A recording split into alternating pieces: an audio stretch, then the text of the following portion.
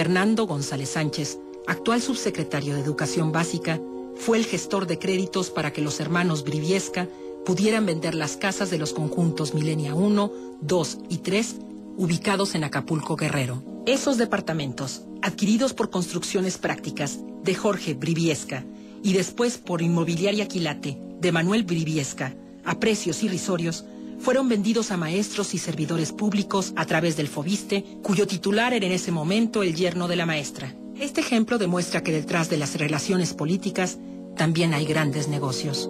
Pero esta trapacería no es la única cometida por los hijastros de Fox. En Pemex, a través de la empresa oceanográfica, aunque tenían problemas legales con la petrolera, los Briviesca obtuvieron cuantiosos contratos solo por pertenecer a la familia presidencial. En México, solamente el 2% de los acusados de lavado de dinero finalmente son procesados y encarcelados. ¿En dónde está el Estado de Derecho que tanto presume Felipe Calderón? De nada sirve militarizar a los estados si él no ha tomado una acción decidida en materia de lavado de dinero. Y no la puede tomar porque precisamente el tomar una acción decidida en materia de lavado de dinero, de persecución de los delitos financieros, es ir en contra de aquellos que lo apoyaron para llegar a la presidencia. La verdad siempre termina por conocerse, pero cuando los protagonistas confiesan públicamente sus arbitrariedades, muestran su inmoralidad y nos agreden en lo más íntimo por su cinismo. Así han sido las andanzas de la derecha en esta semana.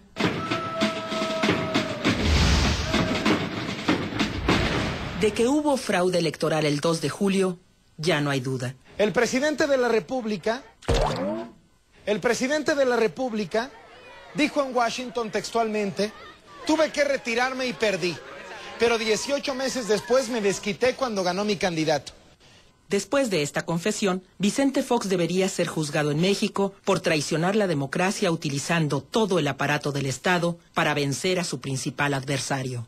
A quien quiera que esté en esta boleta electoral, habrá de ser derrotado por el candidato de Acción Nacional. En un nuevo capítulo de la guerra sucia contra Andrés Manuel López Obrador, Carlos Tello, nieto del viejo dictador Porfirio Díaz, publicó un libelo sobre las elecciones presidenciales en un intento por cambiar la historia que todos los mexicanos conocemos, tal como lo hizo hace unos años con su libro sobre Chiapas. Sin pruebas documentales, sin testigos directos que lo avalen, el señor Tello, con la ayuda de periodistas y comentaristas de radio y televisión al servicio de la derecha, pretende descalificar a López Obrador con métodos inmorales. A este episodio le dedicamos nuestra editorial. Atrévete a repetirlo. Atrévete a repetirlo, nos vamos a los tribunales en este instante. Tú fuiste a la fuente. Yo fui a la fuente. Mientes. Mientes. Miento en eso, efectivamente. Yo no, Federico no fue la fuente. Entonces, ¿por qué mientes aquí y mientes en el libro? Para que no haya duda de la estatura moral del señor Tello, le dedicamos otra editorial. Mientes. Miento en eso, efectivamente. Yo no, Federico no fue la fuente. Entonces, ¿por qué mientes aquí? ¿Cómo dijo? Miento en eso, efectivamente. Calderón tiene un doble discurso. Primero promete empleo y bajar la luz, y después declara que eso a él no le toca. Al final, los afectados son los más pobres. Felipe Calderón ya no es el presidente del empleo. Con singular desmemoria solo digna del señor Fox, esta semana declaró que los empleos y el crecimiento económico no los genera el gobierno, sino la sociedad. Está claro que al gobierno tampoco le interesan las malas condiciones laborales que viven los trabajadores en todo el país. Una prueba de que el capitalismo salvaje sí existe está en Cancún. En los primeros 45 días del año han muerto 14 albañiles que trabajaban en la construcción de hoteles por las malas condiciones laborales y de seguridad. Ninguna autoridad interviene para terminar con esta tragedia que el año pasado causó la muerte de 280 albañiles en ese paraíso del Caribe mexicano. Ese es el México bárbaro. Andrés Manuel López Obrador recorre el país recogiendo los sentimientos y las demandas de la gente. Acompañémoslo por el estado de Chiapas, donde visitó ciudades y municipios indígenas y de campesinos pobres.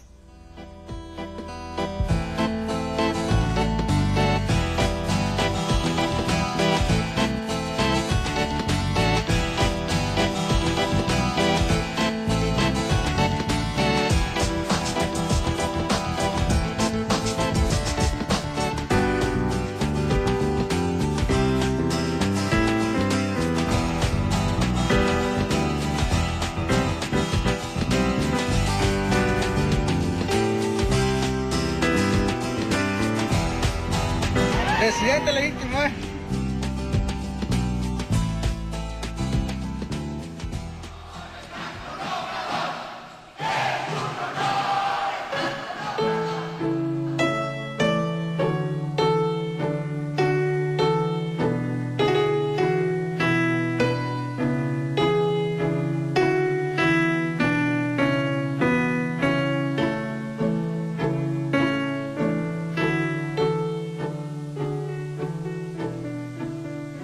Nuestro presidente legítimo trabaja defendiendo los derechos de la gente y promoviendo un gran movimiento ciudadano. A continuación, López Obrador nos habla de la razón de ser de su gobierno y de las tareas de la sociedad para hacer valer la democracia, la justicia y la libertad. Amigas y amigos, en esta ocasión quiero recordar el propósito que tiene el gobierno legítimo. Yo quiero decir a ustedes que después del fraude electoral, después de que nos robaron la elección presidencial, porque esa fue la realidad, esa es la verdad de las cosas. Calderón no ganó la elección presidencial, nos robaron la elección presidencial. Estábamos en una circunstancia muy difícil, teníamos que buscar una salida y teníamos que hacer a un lado la violencia, no caer en la provocación. Nuestro movimiento es pacífico. Después de un gran fraude electoral, no se rompió un solo vidrio en la Ciudad de México ni en ninguna parte. Actuamos de manera responsable. Los que actuaron de manera totalmente irresponsable fueron nuestros adversarios y los medios de comunicación. Pero teníamos que buscar una salida, y esa salida fue la constitución del gobierno legítimo. Y quiero decir que al paso del tiempo estoy convencido que fue una muy buena decisión, una afortunada decisión, una sabia decisión de la gente, de los que participaron en la Convención Nacional Democrática. ¿Qué es lo que estamos haciendo? Bueno, primero nosotros tenemos un objetivo superior. Queremos la transformación de nuestro país. En la historia de México han habido 3 grandes transformaciones: la independencia, la reforma, la revolución. Nosotros queremos lograr la 4ª transformación de la vida pública de nuestro país. Hay que cambiar la política económica, hay que cambiar la forma de hacer política. El político sigue siendo prepotente, fantoche, lo peor, ladrón. Y tiene que haber un cambio también de fondo, y eso es fundamental, en nuestra convivencia social. Tiene que haber una convivencia social más humana, más igualitaria. Tiene que terminarse con esta monstruosa desigualdad económica, social, en donde unos cuantos lo tienen todo y la mayoría carece hasta de lo más indispensable. Da vergüenza. Acabo de estar en Chiapas viendo la marginación, la pobreza, niños con tuberculosis producida por el hambre. Esa es la realidad que queremos transformar. Eso es lo que ya no queremos que suceda en nuestro país. Y todo esto lo queremos lograr, y eso es lo más importante, sin violencia. Lo vamos a lograr de manera pacífica. ¿Cómo lo vamos a lograr? Con mucha organización y mucha participación ciudadana. Y tenemos elementos para lograr este objetivo. ¿Por qué razón? Nunca había habido en nuestro país tanta gente tan consciente como ahora.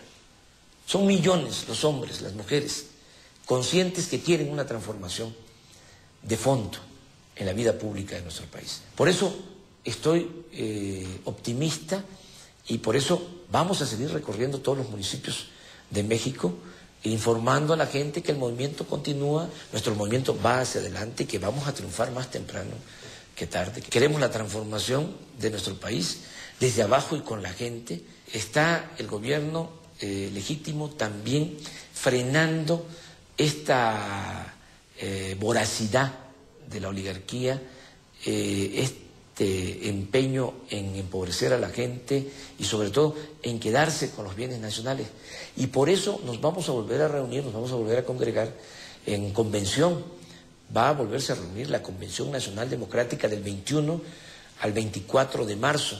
Y vamos a tratar 2 temas fundamentales: la defensa de la economía popular, y tenemos también que evitar la privatización de la industria eléctrica y del petróleo. Nosotros no vamos a permitir la privatización